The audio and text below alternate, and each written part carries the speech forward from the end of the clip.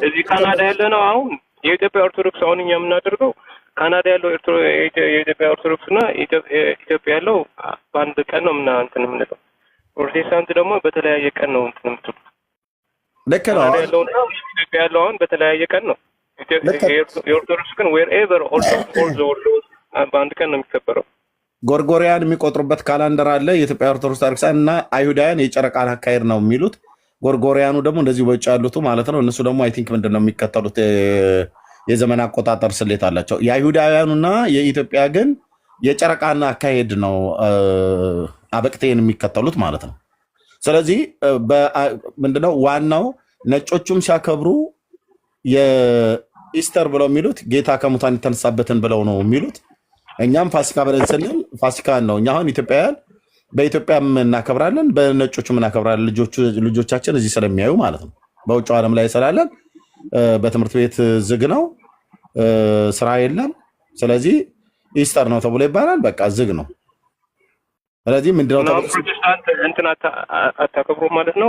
ፋሲካ የሚባል በዓል የላቸውም። ትንሣኤ ነው እንጂ ፋሲካ የላቸውም። እኛ ትንሣኤ ነው ጌታ ከሙታን የተነሳንበት እንጂ ፋሲካን አናከብርም። በዓል ብለን አሁን ኦርቶዶክሳውያን ፋሲካ ብለው 55 ቀን እንደሚጾሙት እንደዛ ከጾም በየአይነት እየበላን ከወተት ከምናምን ነገር እንደዚህ የምንጾመው የለም። መጽሐፍ ቅዱስ እንደዛ አላዘዘንም። የጾም ቀን አለን፣ የአዋጅ ጾም አለ በቤተክርስቲያን የሚታወጅ፣ ወይ ደግሞ የግል ጾም አለን።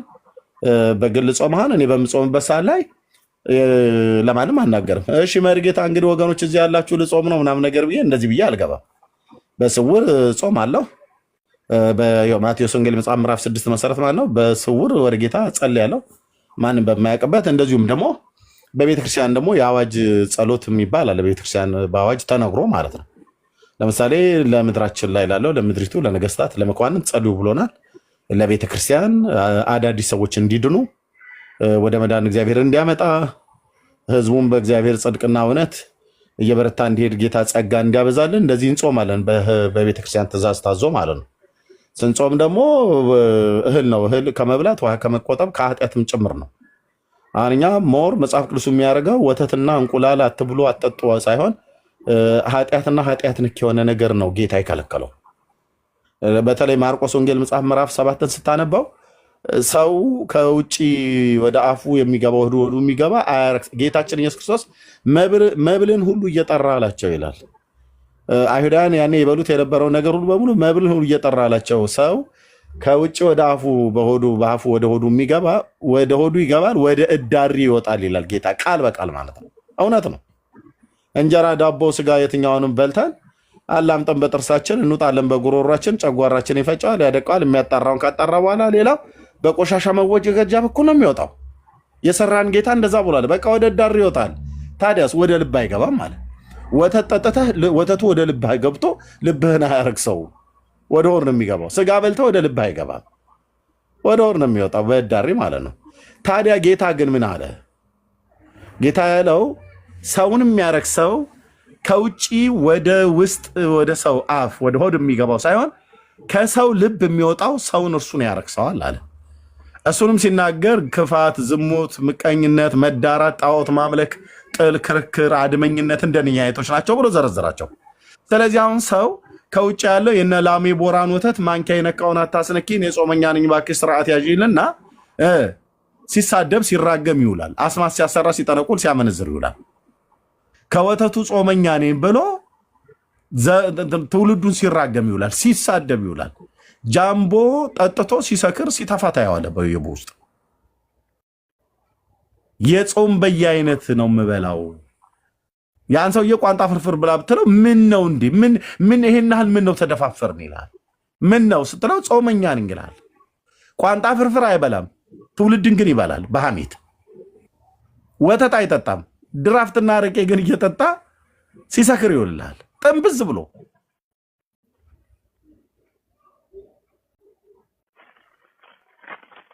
ስጋ አይበላም፣ የከብቶች ስጋ አይበላም። የሰው ስጋ ግን ሲበላ ይውላል በሐሜት፣ በስድብ፣ በዘረኝነት፣ በክፋት። እንቁላል አይበላም። ዝሙት ግን እንደ ውሃ ሲጠጣው ይኖራል። ታዲያ ጌታችን ምን አለ? ሰይጣን የሰው ልጆችም የእግዚአብሔር ጠላት ነው። በተለይ ሁሉ ቀን አጌኒስት እግዚአብሔር ነው የሚቆመው። የሰው ዘር እግዚአብሔር ያለውን ነገር ቀጥታ እንዳያደርግ ይመጣና የእግዚአብሔር አስመስሎ የሰው ስርዓት ትምህርት ተክሎልህ ይሄዳል። ስለዚህ ሰው በምን እንደሚረክሰው እንቁላልና ወተት ስጋ በመብላት አይደለም የሚረክሰው። ረክሶም አያውቅም፣ ሊረክስም አይችልም። ለጣዖት የታረደውን ከበላ ሊረክስ ይችላል። ከዛ ውጭ ግን ስጋን በመብላት አትረክስም። ኮንፊደንት ሊሆናችሁ የምትናገሩት ነገር አለና በቃ ጽድቅ ያለው የምትሉት ነገር አለና እሱን ነገር እኔ ደግሞ እሱን በቃ መተማመን ፈልጋለሁ። ገባ? ጽድቅ ያለው የምትሉት ነገርን መተማመን ፈልጋለሁና ጥቅሶችን ብቻ ብትሰጠኝ እንደዚህ ረጅም ሳይሆን በጣም ኤክስፕሌን ታደርገዋለህ አውቃለሁ፣ ግን ጥቅሶችን ብትሰጠኝ እንደዚህ አንተ አሁን ኮንፊደንት ሊሆን 100% አሁን ጽድቅ ያለው ነው የምትሉትና ጥቅሶችን ብቻ ብትሰጠኝ በቃ እንደዚህ ኤክስፕሌን አንብቤ ከዛን ልረዳውና እሱን ስለፈለኩ ጽድቅ ያለው ብለህ 100% ታወራላችሁና እንዴት ነው ማለት ጥቅሶችን ብቻ ቴንክ ዩ ኦኬ ከምን ግን በተናገረኝ ዝም ብዬ በላይፍ ከምጠራ ኤርሚያስ ነው ሞክሻ ቴንክ ዩ ማይኩን ሳዘጋው እንደዚሁ ልጠይቅህ ካናዳ ሀገር ስትመጣ ቪዛ ተሰጥቶ ነው አይደል የገባው? በቤተሰብ በትዳር ወይስ በሪፊጂ ቪዛ? ፋሚሊ ፕሮሰስ አይደል? ኢትዮጵያ እያለ ነው አይደለ ፕሮሰሱ የተጀመረልህ? ፕሮሰሱ ሳይጀመርልህ በፊት ካናዳ ሀገር እንደምትገባ እርግጠኛ ነበርክ? ሳይጀመርልኝ አላውቅም። እሱማ እንዴት እርግጠኛ አልነበርክም? 100% እርግጠኛ አልነበርክም? ፕሮሰሱ አይደለም ሪጀክትም ልትባል ስለምትችል እንትን አይደለም 100% ሹር አይደለም። 100% ሹር አይደለም። ፕሮሰሱ ተጀመረልህ። ቤተሰብ ፕሮሰሱን አምጣ የተባልከውን ዶክሜንት ሁሉ ላክ። በኢሚግሬሽን ካናዳ ፕሮሰስህ በኤምባሲ በኩል ተከናወነ። እርግጠኛ አይደለም። ፕሮሰስ ውስጥ ተጀምሮልህ እርግጠኛ ነበርክ እንደምትገባ? ስቲል ሪጀክት የመባል ፕሮባቢሊቲ አለ እኮ ተጀምሮም ቢሆን። ስለዚህ ፕሮሰሱም ገና ሳይጀመርልህ ምንም አይነት ዶክሜንትም ሳታቀርብ በፊት ቤተሰቦች ካናዳ ስላሉ ካናዳ እንደምትገባ እርግጠኛ አይደለም። አንድ ሁለተኛ ፕሮሰሱን ከተጀመረ በኋላ ዶክሜንትህንም አቅርበህ ፕሮሰሱ በፕሮሰስ ላይ ሳለም ካናዳ እንደምትገባ 100% እርግጠኛ ሆነ አትናገር ማለት ኦኬ። ምክንያቱም ዲክላይን ሊደረግ ይችላል።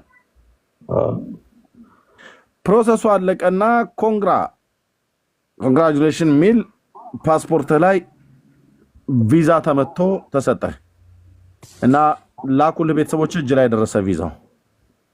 ፓስፖርት መጣ፣ ቪዛው ደረሰ። ካናዳ ሀገር እንደምትገባ እርግጠኛ ነህ? ቪዛው እጅ ላይ ያለ ግን ኢትዮጵያ ነው ያለሁት። ኢትዮጵያ ነው ያለው። ቪዛ ስላለኝ ገባለሁ እርግጠኛ ነህ? ምክንያቱም የካናዳ ሀገር መንግስት ግባ ብሎ የሚል ፍቃድ ሰጥቷል። አንተው ራሱ ካልቀረ በስተቀር ወይ ደግሞ የካናዳ ቪዛ ተሰጥቶ ወደ ስዊድን ልሂድ ብለህ ግርግር ካልፈጠርክ በስተቀር የካናዳ ሀገር መንግስት ይግባ ብሎ እስከሰጠ ድረስ እርግጠኛ አድርጎሃል። ስለዚህ ፕሮሰስ ሳይጀመርልህ በፊት እርግጠኛ አልነበርክም። ፕሮሰስም ተጀምሮልህ እርግጠኛ አልነበርክም። ፕሮሰሱ ግን ካለቀልህ በኋላ እርግጠኛ ሆንክ። ምንድነው በእነዚህ ሶስቱ መካከል ያለው ልዩነት? ትናንትና እርግጠኛ አልነበርክም፣ በመካከልም እርግጠኛ አልነበርክም፣ ሳይጀመርልህ በፊት እርግጠኛ አልነበርክም፣ ተጀምሮልህ እርግጠኛ አይደለም፣ ካለቀ በኋላ ግን እርግጠኛ ሆናል። ከየት አመጣው ይሄን እርግጠኝነት? ቪዛውን ስላገኘው ነው።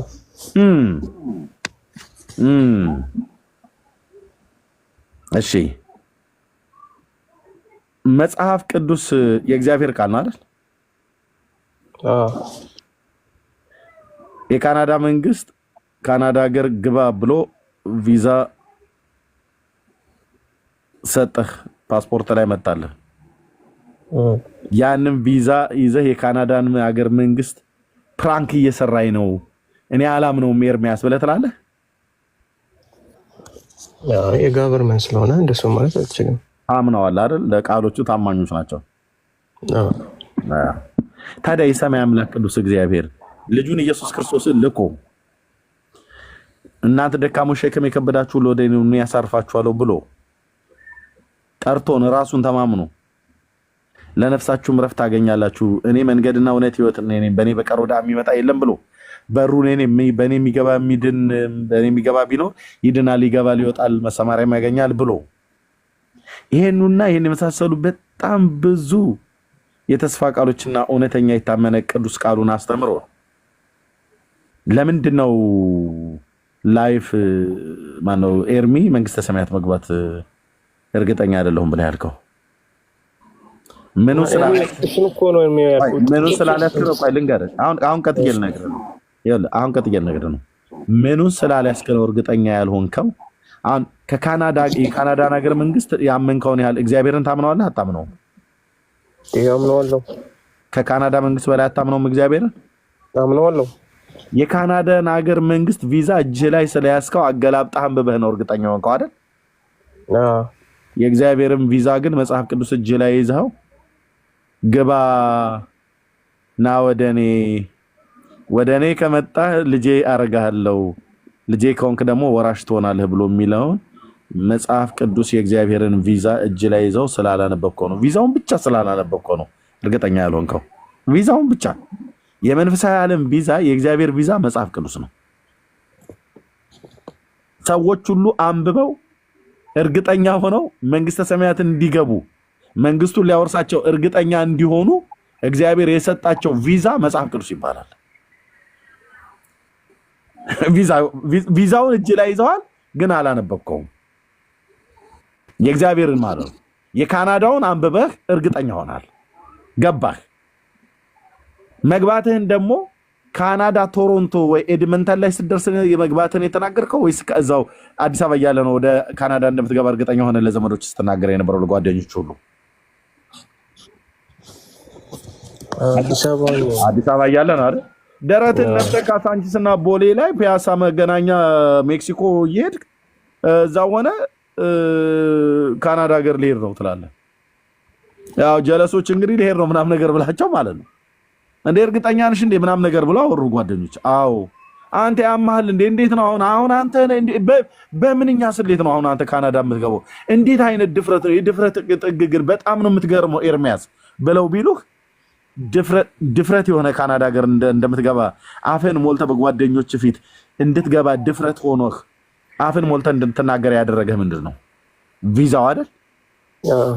በቃ መንግስተ ሰማያት እንደምትገባ አፍን ሞልተ ደረትን ነፍተ እንድትናገር የሚያደርግህ የእግዚአብሔር ቪዛ የሆነው ቅዱሱ ቃል ነው። መጽሐፍ ቅዱስ ስታነባው እንዲህ ይላል፣ በሕግና በነቢያት የተመሰከረለት የእግዚአብሔር ጽድቅ ያለ ሕግ ተገልጧል ይላል። ጥቅሶችን እየነገርከኝ ሮሜ 3 በላይ እንትን በሚረዳኝ ነገር ስላልከኝ በጣም ነው የገባኝና ጥቅሶችን በሆነ በጣም የሚገርም እንትን ነው የሰጠኝ።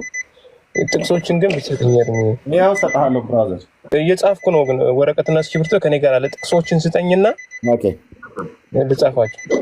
ኦኬ ሮሜ 3:21 ምን ይላል እስኪ? አሁን ግን በሕግና በነቢያት የተመሰከረለት የእግዚአብሔር ጽድቅ ያለ ሕግ ተገልጧል። እርሱም ለሚያምኑ ሁሉ የሆነ በኢየሱስ ክርስቶስ በማመን የሚገኘው የእግዚአብሔር ጽድቅ ነው። ልዩነት እርሱም ብሎ የሚለው ምንድን ነው? የእግዚአብሔር ጽድቅ ነው። እርሱም ለሚያምኑ ሁሉ የሆነ ይሄ እግዚአብሔር ጽድቅ ምን ለሚሉ ነው ብሎ የሚለው ለሚያምኑ ሁሉ ይሁንላችሁ። አሁን የእግዚአብሔር ጽድቅ ለኔ ይሁንልኝ ብለህ የምትል ከሆነ እኔም ለኔ ይሁንልኝ ብዬ የምል ከሆነ መርጌታም ለኔ ይሁንልኝ ብለው የሚል ከሆነ ዘማሪ ዳጊ ይሄ ጽድቅ ለኔ ይሁንልኝ ብሎ የሚል ከሆነ ከኔና ከአንተ ከመርጌታም ከዘማሪ ዳጊም እዚህ ካለ ሰው ምን ይጠበቅብናል ማለት ነው? ማመን ብቻ በቃ ማለት ነው። ይሄው ወንድሜ እውነቱን ነው የምነግርህ። ሌላ አሁን እኛ አሁን ጥምቀት ምናምን ነገር የለም ማለት ነው። እሱ ጋር እንዳትሄድ፣ መሰረቱ ይሄ ነው ብራዘር። ጥምቀት ቀጥሎ ነው ቀጥሎ። ልክ ለምሳሌ መኪናውን እየሰማሁ ነበር፣ መኪና ውስጥ ስላለ ማለት ነው። የመኪና መሪ ከፊት ለፊት ነው ያለው ወይስ ከኋላ ነው ያለው? ከፊት ለፊት ነው። ግን አሁን መሪ ፊት ለፊቱ ላይ ሆኖ አንተ ከኋላ ወደ ኋላ ወንበር ላይ ሆነ ፊትህን ወደዛ ወደ ጀርባው አዙረ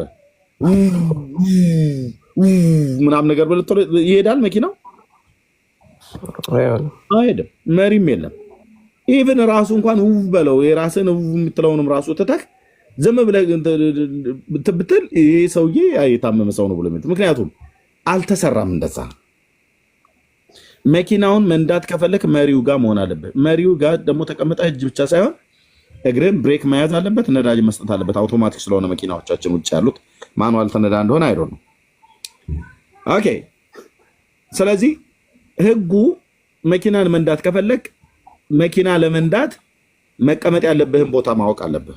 ወይ ደግሞ ገጠር ጋሪ ላይ ተቀምጠህ ታውቃለህ? ገጠር ከተሞች ምናምን አካባቢ ላይ ምናልባት የአዲስ አበባ ልጅ ከሆንክ አዲስ አበባ ጋሪ ላይ ኖር ይችላል። ተቀምጬ አውቃለሁ። ጋሪ ላይ ተቀምጠህ ታውቃለህ? ጋሪው ያለው ከፈረሱ ኋላ ነው ወይስ ከፈረሱ በፊት ነው? ከፈረሱ ኋላ። ከፈረሱ በፊት ብናደርገው ምን ችግር አለው? አይሆንም ኤርሚ፣ አይሆንም። ጥምቀትም ልክ እንደዚህ ዋናው ፈረሱ በጋሪውና በፈረሱ ከመሰል ሁሉ ፈረሱ እምነት ነው። ኦኬ። ከዛ ውጭ ያለው ሌላ ጋሪ ነው። ዋናው ፈረሱ በኋላ መጠመቅ ያለብኝ ማለት ነው። ሳታምን ከተጠመቅማ አሁን ምን ጨቃጨቀው ያለ እንዲያለ ሞክሼ የምንጨቃጨቀው እኮ ሰዎች ሳያምኑ እየተጠመቁ ነው። ይሄ እግዚአብሔር ጽድቅ ይኸውልህ፣ ይሄ በህግና በነቢያት ብሎ የሚለው ህግ የተባለው 5ቱ ብሔረ ኦሪት የሙሴ መጽሐፍት ማለት ነው። ጦራ የነቢያት መጽሐፍት ደግሞ ከኢሳይያስ እስከ ሚልኪያስ ድረስ ያለው መጽሐፍት ነው። ስለዚህ በህጉና በነቢያቱ መጽሐፍት ላይ እንደዚሁም በመዝሙራቱ መጽሐፍትም ጭምር ማለት ነው ህግና ነቢያት ተብለው ህግና ነቢያት በብሉይ ኪዳን በእስራኤል ምኩራብ ይነበብ ነበር እና ህግና ነቢያት በህጉና በነቢያቱ በሙሴ ህግና በነቢያት መጽሐፍ የተመሰከረለት የማጽድቅ ነው ብሎ የሚለው ወንድሜ የእግዚአብሔር ጽድቅ የሰው ጽድቅ ይላል አይልም። የእግዚአብሔር ጽድቅ ያለምን ተገልጧል ይላል፣ ያለ ህግ ተገልጧል። ይሄ እግዚአብሔር ጽድቅ ለአንተ እንዲሆንልህ ትፈልጋለህ? የራሱ የእግዚአብሔር ጽድቅ ለአንተ እንዲቆጠርልህ ትፈልጋለህ? ኦኬ። ይሄ እግዚአብሔር ጽድቅ እርሱም ተብሎ የተባለው ይሄ እግዚአብሔር ጽድቅ ነው። እርሱም የተባለው እርሱም ማለት የእግዚአብሔር ጽድቅ ለሚያምኑ ሁሉ የሆነ ነው። ለሚያምኑ ሁሉ ይሆናል። ይሄ እግዚአብሔር ጽድቅ ለማያምኑ ሰዎች አይሆንላቸውም። ለሚያምኑ ሰዎችስ ይሆንላቸዋል። አሁን ብዬ ማመን ያለብኝ ማለት ነው። እሱ ነው እንዳትቸኩል በደንብ ነው። ይሄ እግዚአብሔር ሰው አሁን የማይፈልገው ይሄን የእግዚአብሔር ጽድቅ ነው አብዛኛው። ምክንያቱም የራሱን ጽድቅ ለማቆም ፈልጎ እግዚአብሔር የአንተን ጽድቅ አይፈልግም፣ የእኔን ጽድቅ አይፈልግም፣ የመርጌታን ጽድቅ አይፈልግም፣ የዘማሪ ዳጊን ጽድቅ አይፈልግም፣ የኢሳያስን፣ የሙሴን፣ የኤርሚያስን፣ የጳውሎስን ጽድቅ አይፈልግም። ምክንያቱም ታላቁ ነቢይ ኢሳያስ ብሉይ ኪዳን ላይ ጽድቃችን እንደ መርገም ጨርቅ ነው ብሏል። አሁን እኔ እናንተ ምንም ጽድቅ የለንም። ዳጊ ምንም ጽድቅ የለው በራሱ የሆነ ቢኒያም ዋቴቨር በዚህ በሙሉ ጥራቸው አንዳችን የራሳችን ጽድቅ የለም አለን እንኳን ብለን ብንል ኢሳያስ ምን እንደሚል አሳየና ተመልሼ እመጣለሁ። ኢሳያስ መጽሐፍ ምዕራፍ 64 ላይ የእግዚአብሔር ታላቅ ነቢይ ምን እንደሚል ልንገርህ።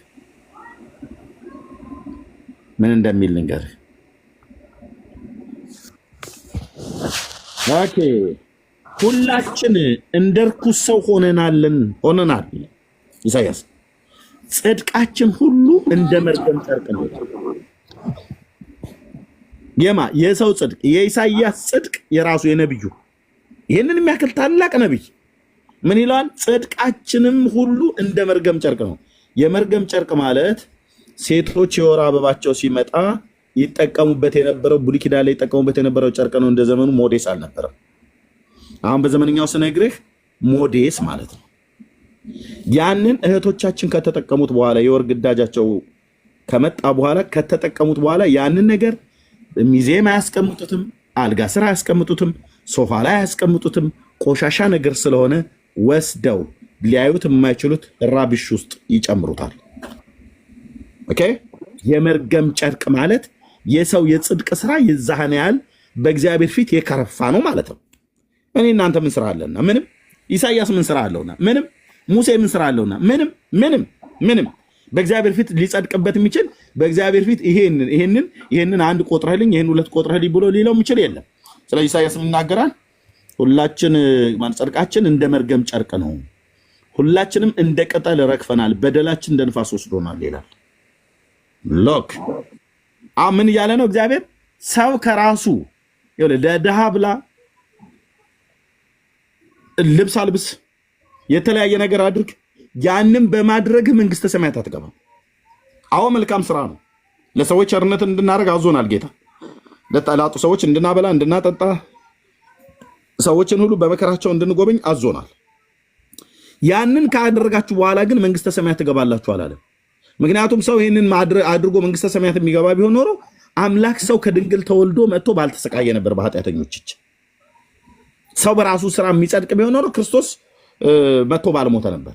አሁን ክርስቶስ ከሞተ በኋላ በስራዬ ነው የምጸድቀው ብሎ የሚሉ ሰዎች ምን እያሉ ነው? የክርስቶስን ሞት እየናቁበት ነው። የክርስቶስን ደም ምራቃቸውን ጢቅ እያሉ እየተፉበት ነው ማለት ነው። ስለዚህ ምን ይናገራል? ይህን የእግዚአብሔር ጽድቅ እንደውም እዚህ ኢሳያስ ላይ ከመጣው አይቀር አንድ ላሳይና 56 ላይ ምን ይላል? ብሉይ ኪዳን ላይ ዛ ሮሜ ላይ መለሳለሁ። የቅድሙ ላይ ይሄን ነበር ጌታ ሲናገር የነበረው ደጋግሞ። እግዚአብሔር እንዲህ ይላል፣ ማዳኔ ሊመጣ የእግዚአብሔር ማዳን ማለት ጽድቄም ሊገለጥ ቀርቧል ይላል። ጽድቅ የእግዚአብሔር ጽድቅ፣ የእግዚአብሔር ማዳን፣ የእግዚአብሔር ጽድቅ። ማዳኔ ሊመጣ ጽድቄም ሊገለጥ ቀርቧል፣ ፍርድን ጠብቁ ጽድቅንም አድርጉ ይላል። አሁን ይሄ የእግዚአብሔር ማዳንና የእግዚአብሔር ጽድቅ ላመጣው ነው እያለ ነው ጌታ። ሊመጣ ቀርቧል፣ ሊመጣ ነው፣ ሊመጣ ቀርቧልና እያሉ ነቢያት ትንቢት ይናገሩ ነበር። ይሄ የእግዚአብሔር ማዳንና የእግዚአብሔር ጽድቅ የሆነው ራሱ ኢየሱስ ክርስቶስ መሻያው ነው። ኦኬ። ለዚህ ነው ይሄ እግዚአብሔር ጽድቅ ሮሜ ላይ ቅድም ቅዱስ ጳውሎስ ሲናገር 3:21 ያሳየው ላይ አሁን ግን በሕግና በነቢያት የተመሰከረለት የእግዚአብሔር ጽድቅ ቅድም ያስነበብኩ 56 ላይ ማለት ነው ኢሳይያስ ተገልጧል፣ ያለ ሕግ ተገልጧል። ይህ የእግዚአብሔር ጽድቅ እርሱ የተባለው የእግዚአብሔር ጽድቅ ማለት ነው ለሚያምኑ ሁሉ የሆነ ነው። ስታምን ወንድሜ ኤርሚ አሁን ተብሎ በተጠራበት በዚሁ ቀን ይህ ጽድቅ ለአንተ ጽድቅ ሆኖ ይቆጠርልሃል። ምንድነው ማመን ብሎ የሚለውን በኋላ ላይ እነግርሃለሁ። ኦኬ። ለሚያምኑ ሁሉ ማን ነው? ምን እንደምታምነው ይህ የእግዚአብሔር ጽድቅ ለአንተ እንዲሆንልህ ኤርሚያስ ከፈለክ ዳጊ ለእርሱ እንዲሆንለት፣ ቢኒ ለእርሱ እንዲሆንለት፣ መርጌታ ለእርሱ እንዲሆንለት፣ ኤርሚያስ ለእርሱ እንዲሆንለት፣ እዚህ ያሉ እህቶቼና ወንድሞቼ ለእነርሱ እንዲሆንላቸው ከፈለጉ በማን ማመን አለባቸው? በኢየሱስ ክርስቶስ በማመን የሚገኝ የእግዚአብሔር ጽድቅ ነው ይላል። አሁን ይሄ የእግዚአብሔር ጽድቅ ለእኔ ይሁንልኝ ብለህ ካልክ ኦኬ፣ በጣም ትክክለኛ ወሳኝ የሆነ ምርጫ መረጥክ። ወንደርፉል የሆነ በቃ ማትጸጸትበትን በዘመን ተሳስተ የማታውቀውን ትክክለኛ ውሳኔ ወሰንክ ማለት ነው። ይሄ እግዚአብሔር ጽድቅ ለእኔ እንዲሆንልኝ ይፈልጋለሁ ኤርሚያስ። በቃ እኔ እፈልገዋለሁ ይሄን ጽድቅማ እንደዚህማ ብሎ ካለ የእግዚአብሔር ጽድቅ ለእኔ እንዲቆጠርልኝ ብለህ ካልክ አዎ ለአንተ እንዲቆጠርልህ ትፈልጋለህ ብዬ ስልህ አዎ ካልከኝ ይኸው በኢየሱስ ክርስቶስ በማመን የሚገኝ የእግዚአብሔር ጽድቅ ነው እልሃለሁ። ይሄን ጽድቅ የምታገኘው የእግዚአብሔርን ጽድቅ የምታገኘው ኢየሱስ ክርስቶስን ስታምነው ነው። ማን ብዬ ነው ማምነው? ምን ስለሆነ ነው ማምነው ብለህ ብትል ምንም ጌታ አይጣላም። አይዞህ። ምንድነው ብዬ ነው ኢየሱስ ክርስቶስን ማምነው ብለህ ካልክ ችግር የለም አይጣል። እንዴት እንደዚህ ብሎ ይለኛል ብሎ አናትህን አይመጣም። በትዕቢት እስካልጠየቅ ድረስ ለማወቅ እስከጠየቅ ድረስ ምን ብዬ ነው ማምነው ነው። ሁሉ ኃጢአትን ሰርተዋል የእግዚአብሔርም ክብር ጎሏቸዋል ካለ በኋላ እችን ቃል ምን እንደምትላት ወንድሜ ኤርሚ ማይክ ሚውት ነው እያወራ ከሆነ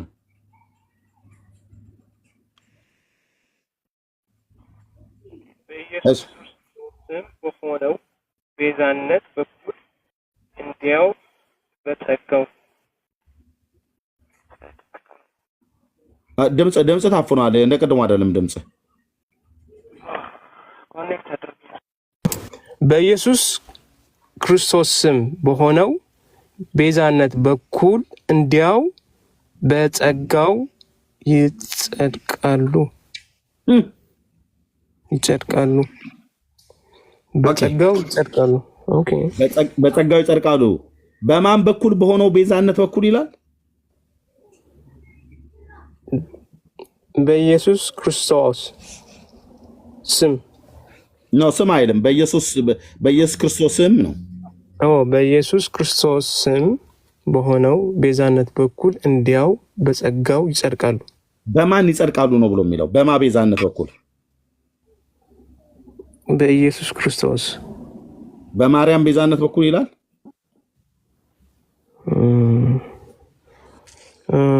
ይላል። ለቃሉ ታማኝ ነው። እዚህ ጋር በማርያም ቤዛነት በኩል ይላል አይልም? ይርም እዚህ ጋር በጻድቃን በሰማዕታት ይላል። አሁን 66 እንደዚህ ነው የሚለው 81 አሐዱ ላይም በሙሉ በሙሉ 66ም 80 ምን ነው ብሎ የሚለው በጻድቃን በሰማዕታት በኩል ይላል አይልም? ይርም ይኸው እያነበብኩት ነው እኮ በቃ በስራህ ትጸድቃለህ ብሎ ይልሃል። አንድ ግን እዚህ ጋር ጽፎ ነበር ያዕቆብ 2:17 ጋር ያለው እነሱን ተዋቸው፣ በኋላ እንሄዳለን። እነሱን ተዋቸው፣ ግራ የገባቸው ናቸው። የጻፈውን መልእክት እንኳን በሚገባ ና አስገባና አስረዳ ብለህ ብትለው እጁ ከንፈሩ ሲንቀጠቀጥ ታየዋለህ። ተዋቸው እነሱን። እዚህ ጋር ብሎ የሚለውን ያው ቅዱስ ጳውሎስ በራስ ስራ ትጸድቃለህ ብሎ ይላል አይልም? ይኸው በኢየሱስ ክርስቶስ በሆነው ቤዛነት በኩል እንዲያው በምን ይጸድቃሉ ይላል? በጸጋው። አሁን በጸጋው ማለት ምን ማለት ነው? ነፃ ስጦታ ማለት ነው። ጸጋ ይሄው የክርስቶስ ቤዛነት ማለት ነው። ክርስቶስ ለበደለ ኃጢአታችን ቤዛ ሆነ ማለት ምን ማለት እንደሆነ ታውቃለህ? አንተን ወክሎ ስለ አንተ ሲል ሞተ ማለት ነው። እኔን ወክሎ ስለ እኔ ሲል ሞተ ማለት ነው።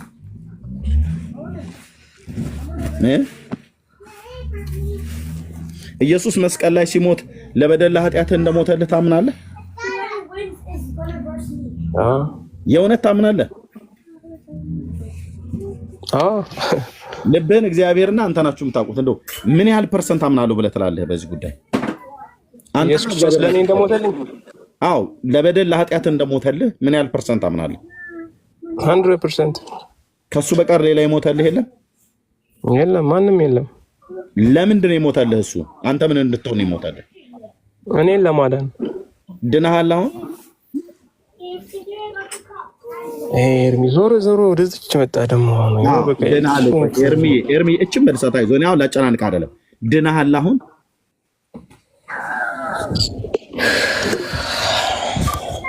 አልዳንክም ኤርሚ፣ አይዞህ አልዳንክም። ለምን መሰለህ ያልዳንከው? ዳስዋይ እኮ ነው ኤርሚ ጥቅሶቹን ስጠኝ ያልኩ። አሁን በጣም ጥሩ አድርገህ እኮ እያስረዳኸኝ ነው፣ ግን መሀል ላይ በጣም ይጠፋብኛል። ኤርሚ ያላስጨንቀም እሰጥሃለሁ። ኤርሚ በእውነት ጌታ ምስክሬ ነው አልኩህ። ኦኬ ወንድምነት ደበብ ብለህ ስማኝ። እንድትድን ግን እውነቱን መንገር ስላለብኝ መሸፋፈን ስለሌለበት ኦኬ 100% ጌታዬ ኢየሱስ ክርስቶስ ለእኔ በደልና ኃጢአት እንደሞተልኝ አምናለሁ አልከኝ። ውሸትህን ነው ኤርሚ፣ ውሸትህን ዝም ብለህ ፕራንክ ስትሰራኝ ነው አልልህም። ልብህን አንተ ነው የምታውቀው፣ እግዚአብሔር ነው የሚያውቀው። እኔም ራሱ እንኳን ስትናገር ከንግግርህ እየዋሸኸኝ እንዳይደለ ነው የምረዳህ። ስለዚህ ውሸትህን ነው አልልህም። ልክ ነው፣ 100% ታምነዋለህ። ጌታ እንደሞተልህ ታምናለህ። ታዲያ ኤርሚ መጠየቅ ካለበት ምንድነው መጠየቅ ካለበት? 100% ኢየሱስ ክርስቶስ ለአንተ በደልና ኃጢአት እንደሞተልህ በጽኑ ታምናለህ። ካመንክ ታዲያ ጸድቀሃል ኤርሚ?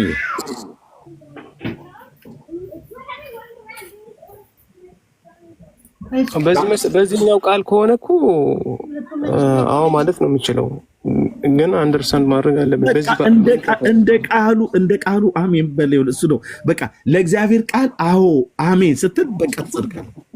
ወንድሜ ሌላ አይደለም ጌታ የፈለገው ከኛ እና ይሄ ሁሉ እንትን እሱ ማለት ይሄ ሁሉ እኛ ጋር ያለው ስርዓት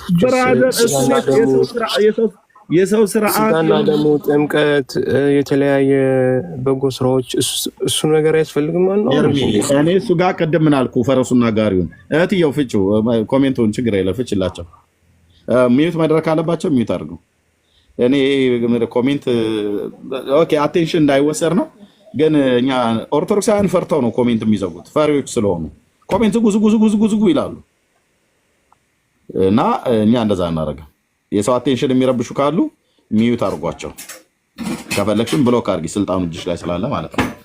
ኦኬ ቅድም ጋሪውን ፈረሱን ከጋሪው በፊት ብናረግ ጋሪውን ከፈረሱ በፊት ብናረገው ብዬ ስለ አይሆንም አልከኝ። አሁን ስለተጎታችሁ ነገር ከኋላ ስላለው ነገር አትጨነቅ። መጀመሪያ